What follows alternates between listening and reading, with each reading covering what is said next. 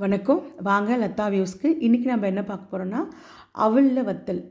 அவல் அப்பளம் எப்படி செய்யலான்னு வாங்க பார்க்கலாம். அதுக்கு நான் இன்றைக்கி 1/2 கேஜி அளவுக்கு வெள்ளை அவல் வாங்கியிருக்கேன். அது கொஞ்சம் இதாக இருந்தாலும் பரவாயில்ல. அதில் இருக்கிற கொஞ்சம் கருப்பு கருப்பாக இருக்கிறதெல்லாம் எடுத்து போட்டு நல்லா 2 3 வச்சு உடனே கழுவிடுங்க. ஊற வச்சு கழுவுனா நம்ம சாதம் மாதிரி ஊறிடும்.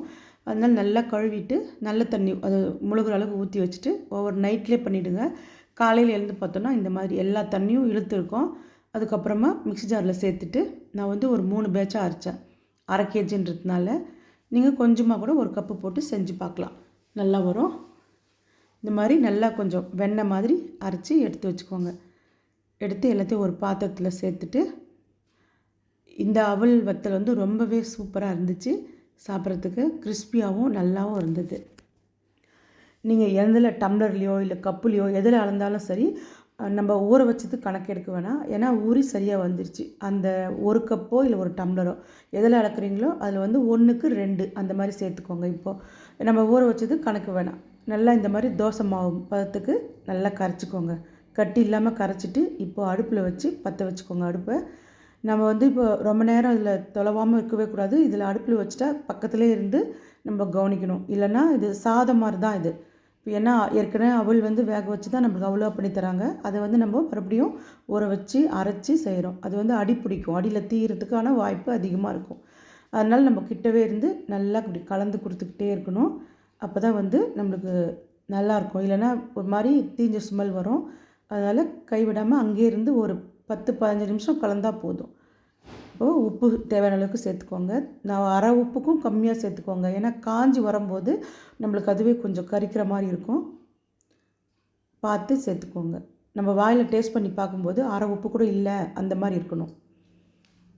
நல்லா இந்த மாதிரி தளன்னு கொதிக்க வரும்போது நம்ம ஆஃப் பண்ணிடணும். ஒரு கொதி வந்தாலே போதும். ஸ்டவ் ஆஃப் பண்ணிவிட்டு நம்ம சீரகம் 1 ஸ்பூன் அளவுக்கு சேர்த்துட்டு நல்லா கலந்து கொடுத்துடலாம். பாருங்கள், நம்ம அடுப்பில் வச்சும்போதே கலர் மாறி இருந்துச்சு இல்லையா? இதை வந்து நம்ம அரிசி கூழ் மாதிரியெல்லாம் வந்து ஜவ்வரிசி கூழ் மாதிரி ரொம்ப நேரம் கொதிக்கணும்னு அவசியம் இல்லை. அடுப்பில் தூக்கி வைக்கும்போதே அது கெட்டியாயினே வரும். அப்போது நம்ம ஆஃப் பண்ணிடணும். இப்போ பாருங்கள், நல்லா இப்போ வந்து கொஞ்சம் இட்லி மாவு பதத்துக்கு இருக்கா, ஒரு 2 மணி நேரம் வச்சுருங்க. அப்படியே ஆறட்டும். அதுக்கப்புறமா ஒரு பேப்பர் ஷீட் போட்டுட்டு நம்ம ஒரு சட்னி கரண்டி இல்லை பச்சடி கரண்டி எதுனா இருந்தால் எடுத்துக்கோங்க. ஊற்றிட்டு இந்த மாதிரி தோசை தேய்க்கும் இல்லையா, அது மாதிரி லைட்டாக தேய்ச்சி விடுங்க.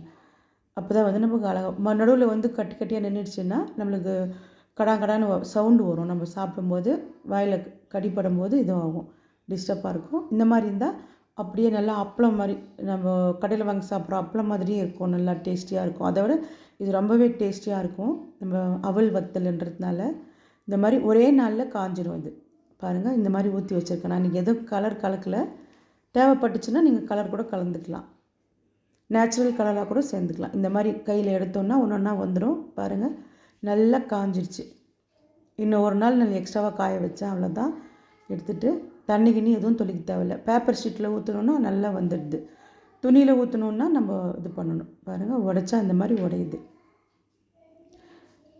சாம்பார் சாதம், தயிர் சாதம் சும்மாவே சாப்பிட்றதுக்கு கூட அவ்வளோ டேஸ்ட்டாக இருக்கும். நான் பொரிச்சு காமிக்கிறேன் பாருங்கள். எண்ணெய் நல்லா சூடு இருந்ததுக்கப்புறமா இப்போ நம்ம சிம்மில் வச்சுட்டு போட்டு எடுக்கணும். அப்போ தான் பெரிய தீயில் வச்சிங்கன்னா ஒரு மாதிரி கரிஞ்சு போயிடும்.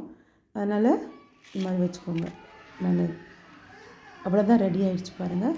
கிறிஸ்பியாக ரொம்பவே சூப்பராக இருக்கும் இந்த வத்தல். நீங்களும் செஞ்சு பார்த்துட்டு கமெண்ட் பண்ணுங்கள். தேங்க்யூ.